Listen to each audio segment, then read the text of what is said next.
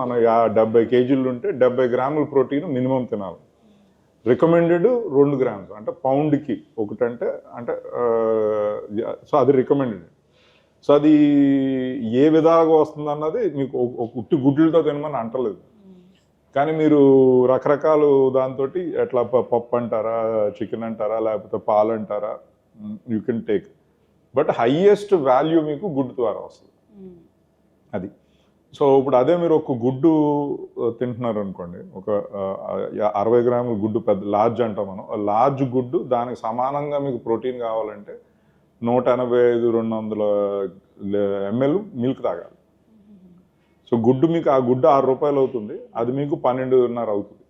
అదే మీరు దాల్ చూసారు అనుకోండి, దానికి సమానంగా మీరు దాల్ తినాలంటే మీకు ₹16 అవుతుంది. అండ్ కానీ దాల్ తినండి మీకు మళ్ళీ కార్బ్స్ చాలా వస్తాయి.